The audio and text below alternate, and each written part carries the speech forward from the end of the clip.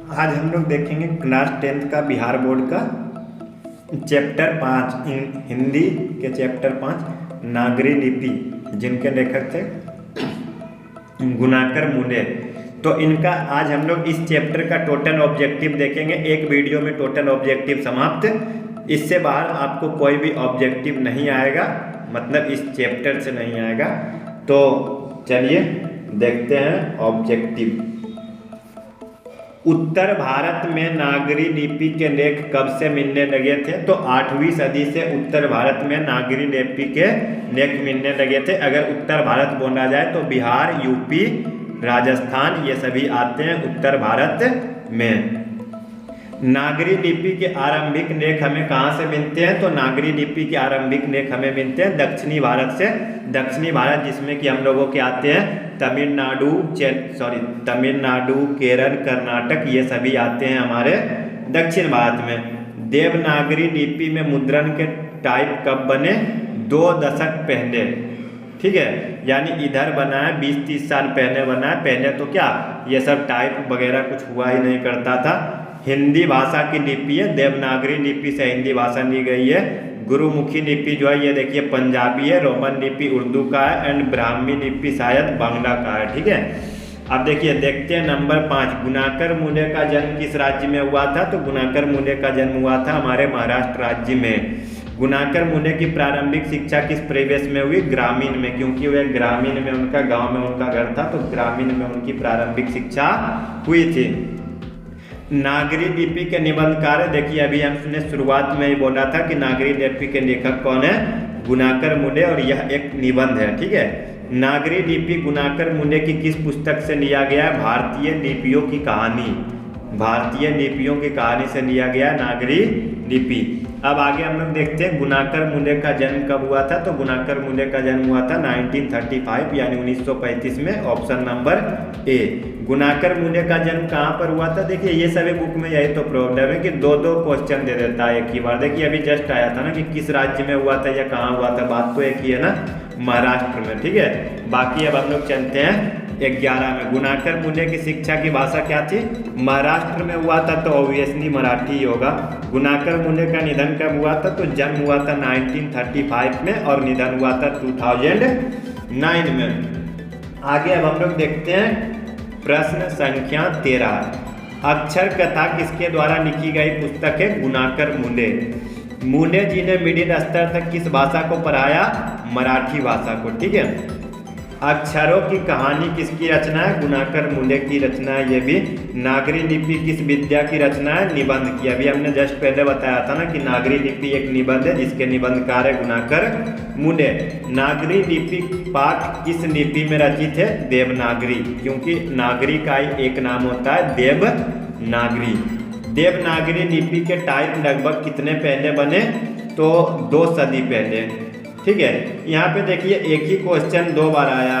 नागरी लिपि के मुद्रण के टाइप कब बने? तो एक समय बताया है कि 2 सदी पहले और एक में बताया 2 दशक पहले। तो इसमें थोड़ा सा कंफ्यूजन है, तो बुक में देख लीजिएगा, नहीं तो हम आपको बुक में देख के बता देंगे। अब देखिए नेपाली भाषा की लिपि है, तो नेपाली भाषा की लिपि है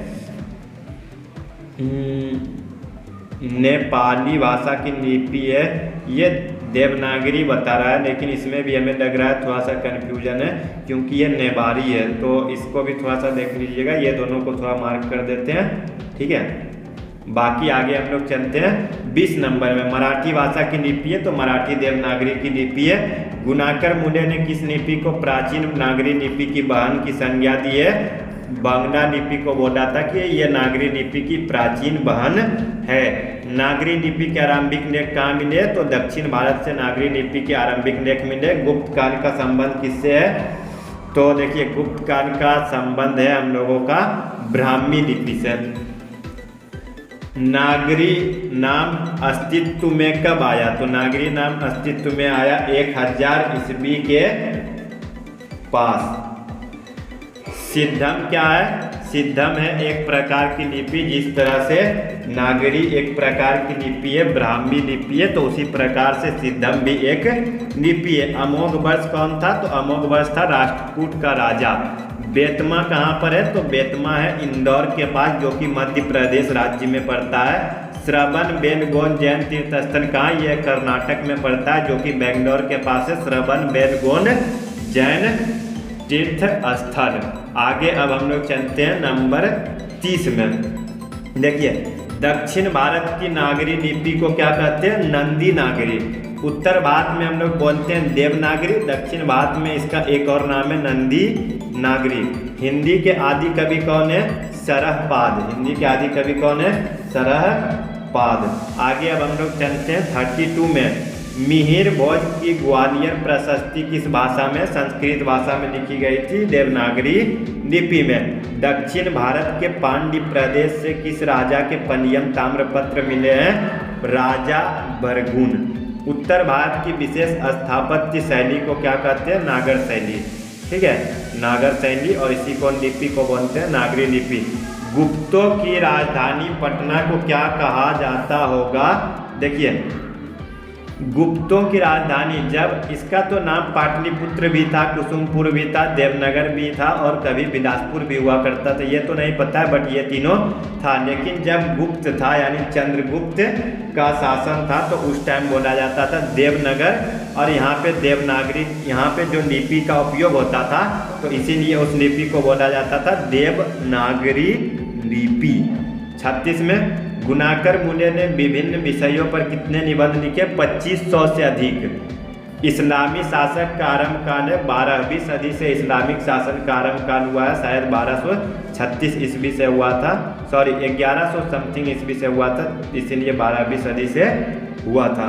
तो ये था हमारा आज का नागरी लिपि का टोटल ऑब्जेक्टिव प्रश्न। इसे एक बार पढ़ लीजिएगा आराम से, आपको एग्जाम में इससे 1-2 प्रश्न, तो 1-2 से अधिक भी आ सकता है, 2-4 ऑब्जेक्टिव प्रश्न तो आने ही है।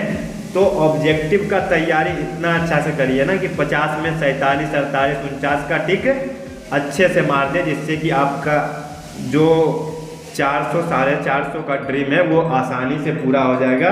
ऑब्जेक्टिव अगर आपका एग्ज़ाम सही जाता है तो, क्योंकि आपका 5 सब्जेक्ट में अगर अच्छे से बनाते हैं ना, तो 230-40 आप ऑब्जेक्टिव से ही ले आते हैं। तो ऑब्जेक्टिव पे अच्छे से ध्यान दीजिए, सब्जेक्टिव के साथ साथ भी। तो आज के लिए बस इतना है, मिलते हैं नेक्स्ट वीडियो में अगले चैप्टर बहादुर के ऑब्जेक्टिव के साथ। अगर वीडियो पसंद आई हो तो एक लाइक अवश्य करें, चैनल पे नए हैं तो सब्सक्राइब करके बेल नोटिफिकेशन प्रेस कर दें। धन्यवाद, जय हिंद।